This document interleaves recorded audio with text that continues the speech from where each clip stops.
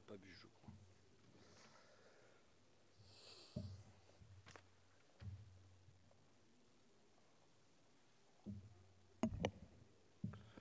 Nous voici donc, Monsieur le Ministre, Monsieur le rapporteur, Madame la Présidente, nous voici donc avec la loi Pacte, le plan d'action pour la croissance des entreprises. Et en commission, dans vos bouches, on a entendu tous les classiques. Je vous cite, Monsieur le Ministre, c'est le bon moment pour donner un nouvel élan à notre croissance. C'est le bon moment pour renforcer la croissance. C'est le bon moment pour libérer la croissance. C'est le bon moment pour lever les obstacles à la croissance. C'est le bon moment pour activer un levier de croissance. Je tiens à vous féliciter, je me demande où vous allez chercher tout ça. Parce que c'est une rhétorique inédite, originale, franchement neuve. Dans le ventre de ma mère, déjà, il me semble que j'entendais ça, j'entendais crise, croissance, crise, croissance, crise, croissance. J'ai vérifié, Valéry Giscard d'Estaing tenait ce langage, je le cite, « Les derniers indices font apparaître la reprise d'une certaine croissance, donc la France est en train de sortir de la crise. » Puis que j'étais en culotte courte, il y a eu François Mitterrand. On attend, on annonce encore pour le mois prochain, dans 2 mois, dans 6 mois, un retour à la croissance. Chirac reprenait le même refrain en mode volontariste. La croissance, il faut la faire, elle est entre les mains de chacun d'entre vous.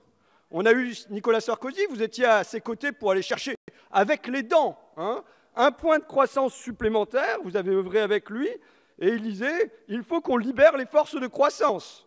François Hollande a brillé comme d'habitude par son conformisme. Il n'y aura pas de croissance sans confiance, il n'y aura pas de confiance sans croissance. Et jusqu'à l'actuel président, Emmanuel Macron, évidemment, qui, depuis Versailles, nous cause comme vous de croissance durable et de croissance partagée, qui sonne le tocsin. Nous devons à présent libérer les freins à la croissance des entreprises. Ça fait 40 ans que vous nous récitez ce catéchisme. 40 ans que vous êtes dans l'incantation, l'invocation d'une puissance céleste, la croissance. 40 ans que, sorciers à costume, vous nous faites du vaudou. 40 ans que vous scrutez les statistiques comme les augures à Rome, les entrailles des oies, nous promettant éternellement la croissance. 40 ans que la croissance est votre croyance. 40 ans que vous la guettez. 40 ans que vous priez main jointe pour son retour. Entre parenthèses, moi je me définis comme accroissant, comme d'autres se disent agnostiques. J'ai évacué ce paramètre, tout comme Dieu, de mon champ de vision. Et comment comptez-vous l'obtenir aujourd'hui, cette croissance ? Avec de la concurrence, je cite, des privatisations, de la simplification, des incitations, de la compétition. Vous avez beau les prononcer avec emphase, vous avez beau simuler l'enthousiasme, ce sont des mots cadavres qui tombent de votre bouche. Des mots déjà usés, des mots épuisés, des mots avortés, des mots mornés, croissance, concurrence, compétition, simplification, compétition. C'est donc ça votre nouveau monde ? Que des idées très vieilles avec tes très vieux mots. Vous sonnez vide, vous raisonnez creux. Emmanuel Macron, vous savez, l'idée m'est venue, c'est pour moi un peu Dorian Gray. Vous avez lu évidemment le roman d'Oscar Wilde, où un jeune aristocrate se sent éternellement jeune. Il est éternellement jeune, son visage demeure éternellement jeune, mais le soir, il retrouve son portrait qui vieillit et s'enlaidit à sa place. Il fallait à l'oligarchie un vinaigre neuf pour une très vieille politique. C'est Emmanuel Macron. Le thatchérisme à visage poupin. Mais le soir, je suis sûr que quand il se regarde dans son miroir, il voit Giscard, il voit Pompidou, il voit les rides d'un très vieux monde et qui radote « croissance, croissance, croissance ». Je voudrais porter ici une idée neuve en Europe. La croissance ne fait plus le bonheur. C'est un tableau fourni par l'Organisation des Nations Unies. Qu'est-ce qu'il nous dit ? Il nous dit que dans les premières phases du développement, en effet, la richesse apporte quoi ? Elle apporte au pays un supplément de bien-être. Là, l'espérance de vie s'élève très rapidement. Ça, c'est vrai dans les pays pauvres. Ce sont les phases de développement. Mais plus les niveaux de vie augmentent, plus le lien entre revenus et espérance de vie s'atténue. Il finit par disparaître entièrement à partir de 25 000 $ par habitant à peu près. La courbe ascendante devient horizontale. Et quand on fait un zoom sur les pays les plus riches, comme ici, qu'est-ce qu'on remarque ? Eh bien, on remarque rien, justement. Il n'y a plus de lien. Dans les pays les plus riches, il n'y a plus de lien entre le niveau de richesse et le niveau de bien-être. Les pays là deviennent distribués de manière aléatoire. On a les États-Unis qui sont les pays les plus riches, avec une espérance de vie inférieure à l'Espagne, à la Nouvelle-Zélande, à des pays où le revenu par habitant est près de 2 fois moindre. Et on obtient les mêmes résultats, les mêmes courbes, la même incohérence si à la place de l'espérance, on prend tous les problèmes sanitaires et sociaux, la mortalité infantile, l'obésité, les homicides. Ça signifie une chose simple, une chose essentielle, la croissance ne fait plus de bonheur. D'ailleurs, depuis 40 ans qu'on nous répète crise, croissance, crise, croissance, crise, croissance, depuis le milieu des années 70, en France, le revenu par habitant a quasiment doublé. Mais le taux de bonheur, lui, la proportion des personnes qui se déclarent heureuses, là vous avez en bleu le revenu par tête de pipe, par habitant, et vous avez en noir le taux de bonheur déclaré, eh bien, il y a une disjonction entre les deux. Il n'y a plus de hausse du niveau de bonheur, même si la croissance continue à être là. Ce n'est plus aujourd'hui la croissance qui nous apporte un supplément de bien-être. Alors, pourquoi vous accrochez à cette croissance? Pourquoi vous martelez ce dogme?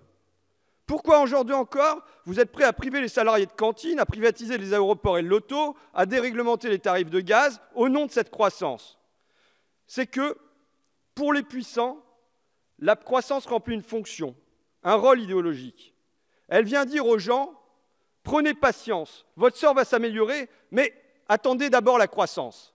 C'est un sédatif, c'est une camisole rhétorique. Que proclame par exemple le président Macron? Sans croissance, il n'y a aucune chance d'avoir de la redistribution. On l'a encore entendu ici à cette tribune. C'est faux, c'est archi faux, c'est une imposture. On peut redistribuer tout de suite, on peut redistribuer massivement. Pourquoi ce mensonge alors? Parce que Macron est l'homme des 500 familles qui se gavent, des 500 familles qu'on retrouve chaque année dans Challenge. C'est ma lecture favorite, vous savez, ce News de l'économie qui l'an dernier écrivait « Le constat saute aux yeux. Le patrimoine des ultra-riches en France a considérablement progressé depuis 2 décennies. La valeur des 500 fortunes a été multipliée par 7, des chiffres qui témoignent du formidable essor des entreprises au bénéfice de leurs actionnaires. Résultat, les 500 qui ne comptaient que pour l'équivalent de 6% du PIB en 1996 pèsent aujourd'hui 25%. Ça, c'était l'an dernier. Et cette année, donc dans le nouveau classement de Challenge, ces 500 qui pesaient l'an dernier 25% du PIB, ils s'élèvent aujourd'hui à 30% du PIB. Ils ont gagné 5% en 12 mois seulement. Et ce qui manquerait après tout ça, c'est la croissance? Non. Ce qui manque, c'est le partage. Le partage d'abord, le partage tout de suite. Le gâteau devant nous est énorme, il est gigantesque. 2300 milliards d'euros. Voilà le PIB de la France. 2300 milliards d'euros. Une richesse jamais atteinte. Il y a de quoi déguster pour tout le monde, et même largement. Partageons. Mais ce mot partage vous fait horreur. Partageux, c'est pour les riches, et depuis toujours un cré d'effroi. Votre raisonnement alors, les raisonnements qu'on nous sérine en fait depuis 40 ans, c'est on va faire grossir le gâteau, comme ça les pauvres auront plus de miettes, et les riches auront un plus gros morceau aussi, et tout le monde sera content. C'est une imposture, c'est une escroquerie. Un économiste d'ailleurs, ou un intellectuel, a dit très clairement, je le cite, « Il est un mythe savamment entretenu par les économistes libéraux, selon lequel la croissance réduit l'inégalité. Cet argument permettant de reporter à plus tard toute revendication redistributive est une escroquerie intellectuelle sans fondement. » Qui formulait cette brillante analyse? Qui venait dire « N'attendez pas la croissance pour redistribuer ». Mais je ne sais pas, est-ce que vous avez une idée, monsieur le ministre, de qui a dit ça? Jacques Attali. Jacques Attali, mais c'était en 1973. Jacques Attali, lui qui a rejoint les économistes libéraux, qui en a pris la tête, qui a répandu cette escroquerie intellectuelle sans fondement, qui a conseillé Ségolène Royal avant de rejoindre Nicolas Sarkozy et ensuite de pondre les 316 propositions pour la libération de la croissance aux côtés d'Emmanuel Macron, le symbole de la pensée unique. Mais d'une présidence à l'autre, cette escroquerie intellectuelle se poursuit. Sauf que l'escroquerie tourne aujourd'hui à la tragédie. Car il y a la planète, enfin, surtout. Il y a la planète. Vous aurez beau habiller votre croissance de tous les adjectifs du monde, croissance verte, croissance durable, croissance soutenable, à qui vous le ferez croire qu'on va produire plus et polluer moins? C'est du bidon, c'est du baratin greenwashé, c'est du verdissement lexical. La vérité, et vous le savez, c'est que le gâteau PIB est aujourd'hui truffé de trucs toxiques, bourré de glyphosate, pourri de plastique et qui ne fait plus tellement saliver. La vérité, et vous le savez, c'est qu'on en est déjà en 30 ans à 30% d'oiseaux en moins, 80% d'insectes volants, de papillons, de coccinelles, et que ça monterait, d'après les prévisions, à 95% en 2030, c'est-à-dire demain, une disparition quasi totale dans notre pays en France. La vérité, et vous le savez, c'est que plus 1,5 degré pour le climat, on est déjà au-delà des 2 degrés, au-delà sans doute des plus 3 degrés que les pôles fondent et des glaciers avec. La vérité, c'est que l'angoisse monte encore plus vite que le niveau des océans. Quel air, quelle terre, quelle mer on va laisser à nos enfants? La vérité, c'est que tout ça, vous le savez, et vous continuez comme avant, répétant croissance, croissance, croissance, comme si de rien n'était. La vérité, c'est que votre oligarchie préfère les profits à la vie. La vérité, c'est que vous êtes les dirigeants du pays, mais justement, vers où nous dirigez-vous? Droit dans le mur écologique, droit au crash environnemental, droit à l'effondrement. On y va, on y fonce gaiement, et le pied sur l'accélérateur. Croissance, croissance, croissance. La vérité, c'est que vous êtes aveuglés, inconscients, délirants. Et il faut d'urgence que les gens, le peuple, les masses, appelez ça comme vous voudrez, d'urgence, il faut vous reprendre le volant, changer de direction, appuyer sur le frein. À moi, à nous d'assumer cette rupture, de la proclamer, de la marteler. Votre croissance, nous ne l'attendons plus, nous n'en voulons plus, et même, elle nous tue. C'est une camisole, cette croissance, c'est une camisole pour la politique, c'est une camisole pour l'imaginaire. Parce que tant qu'on espère la croissance, on ne porte aucune espérance. On prie à genoux, en cadence, pour un monde révolu. Alors que si ça se trouve, bien mieux s'ouvre à nous. Un avenir pas seulement vivable, mais désirable nous tend les bras. Bien plus plaisant que votre vieux monde, rabougri et ridé. C'est un défi que l'épidémiologiste anglais Richard Wilkinson énonce ainsi. Il dit, je le cite, « C'est la fin d'une époque. Jusqu'ici, pour améliorer notre condition, il y avait une réponse qui marchait, produire plus de richesses. Nous avons passé un certain seuil et ce lien est désormais rompu. C'était prévisible. Si notre estomac crie famine, manger du pain est le soulagement ultime. Mais une fois notre estomac rassasié, disposer de nombreux autres pains ne nous aide pas particulièrement. Nous sommes la première génération à devoir répondre de façon plus novatrice à cette question. Comment améliorer autrement la vie humaine? Vers quoi nous tourner si ce n'est plus la croissance économique? Eh bien, nous répondons avec Richard Wilkinson, avec Dominique Bourg, avec Hervé Kempf, avec Paul Darrière, avec Aurélien Barraud et peut-être avec Nicolas Hulot. Nous répondons avec bien d'autres. Nous répondons moins de biens, plus de liens. Nous répondons consommer moins, répartir mieux. Nous répondons le partage, surtout. Le partage, tout de suite. Nous répondons égalité. L'égalité qui est au cœur du triptyque républicain. Liberté, égalité, fraternité.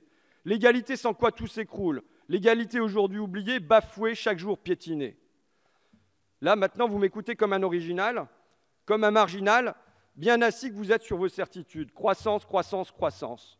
Mais un vent se lève, un orage même, une terrible tempête que moi aussi je redoute, qui viendra balayer votre assurance, qui verra s'imposer une évidence, les fous, c'est vous.